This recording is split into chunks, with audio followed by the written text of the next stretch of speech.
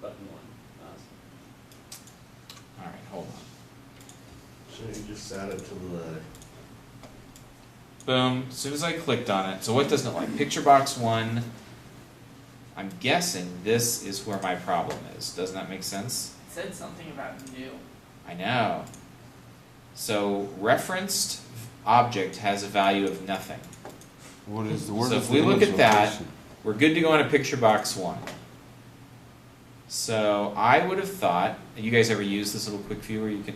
Yeah, this looks amazing. It is. You can basically drill into your object. There's my location. Oh, location is the X and Y on the screen. Yeah. Oh, I wanted image location. Okay. And it's set equal to the word nothing. That is not very helpful. I was hoping to find something interesting about this, like maybe its location on disk. Error image. What if you put that file in your project? How about the company name? Sure.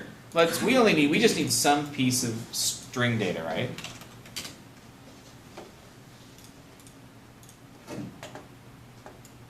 Okay, that's a good sign.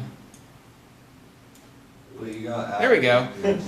I messed up this other one when we were messing around, but you can see Good. you can see that I keep adding Microsoft Corporation.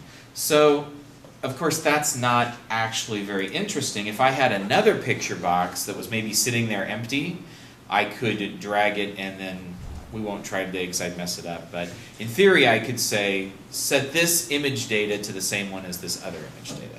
So some programs allow like dragging a picture from on your desktop to the program and it opens the picture. Does VB allow you to accept drops from the outside world? But the forms. It does. A form, actually, you can write some of this stuff too. We have an allow drop on the form. All right. So we're on form 1. But how would you do the coding for mouse click to? I think instead of coding onto the mouse down, what I think you probably would have is, like if we come to form 1, form 1 events, you probably would need like a drag enter.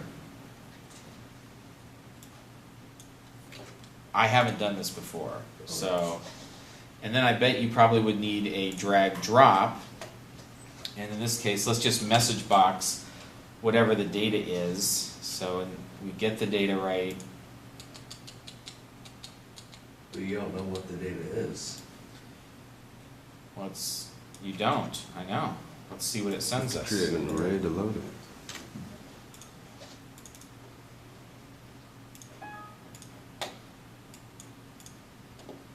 Oh, it does. See? Why do I listen to you? What chapter is this in the book, by the way? 13. That 13. is chapter 13. Alright, so now we got our little program. So there's our text file. Notice it changed? Yeah. Okay. Right over there. You said form were accepted. Yeah. Well, I need to make your forms like open. Wow. Well, I at must- least we know it accepts stuff. It just doesn't know what to do with it. We work on a couple weeks. Yeah, maybe that'll be the next lab. But anyway, I know it can, and obviously, you know, Word does it, and really the great thing, it used to be VB was really kind of a crippled language, and that is, it gave you this whole framework and all the commands and all the libraries, but if you wanted to do anything as cool as the C++ guys, you had to reach into the internals of Microsoft's API, the Win32 API, and you had to learn how to do all the nerdy stuff. The great thing about .NET is anything you write in VB.NET has all the same ability as anything you'd write in C++.NET or C#.NET, and you know, which is basically anything that any Windows product can do. So if you look at how something looks or acts in Word and you want to be able to do that, you can pretty much replicate everything in VB.NET. So now the last thing I wanted to show today was my random button on here. What do you suppose my random button does? Orders them. Generates Reorders them. a random number. Isn't that exciting? Yep. When is it useful to generate a random number? You want to make your button Statistics. jump around the screen randomly? I suppose I don't know why you'd want to do that. To Dan? have fun with the In a game? user. In a game, games are full of random numbers, right? Okay, so here's how you create your random number.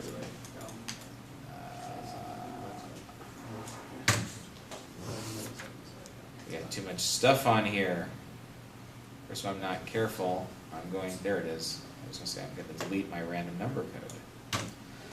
So basically, there's actually a data type called a random object. So, I mean, it used to be you had to do some sort of fancy math stuff. Here, I can just declare a variable of type random object, set it equal to new random, and then we have this funny little thing. What's the name of that? What's that called? Seed. A seed. You guys ever seed anything? Your garden, your lawn? Okay, well probably, have you ever seeded anything in code? Have you? So what does the seed represent? You've done it? It's like what it takes to make the random number. It's like where it starts. Right. It takes some value, and what we want to do is pick a really arbitrary value. What if we use the same value like the number 5 every time? Our numbers would really not appear very random, right? So what we want to do is use a number that's constantly different from the user's perspective. Now, math people will tell you there's real random numbers, there's pseudo-random numbers, and blah, blah. And computer people don't care about that. We just call the random function, and it seems to work. So we have to pass in something that seems like to the user would be constantly changing, so we get a different seed every time.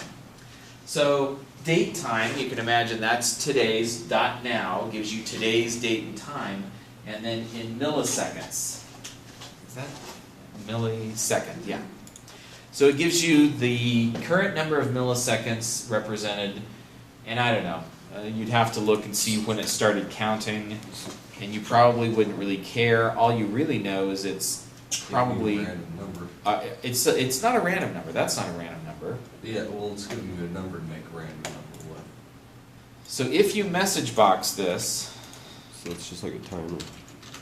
what do you think? What number do you think we'll get? 784. 784, 647, 534. Oh,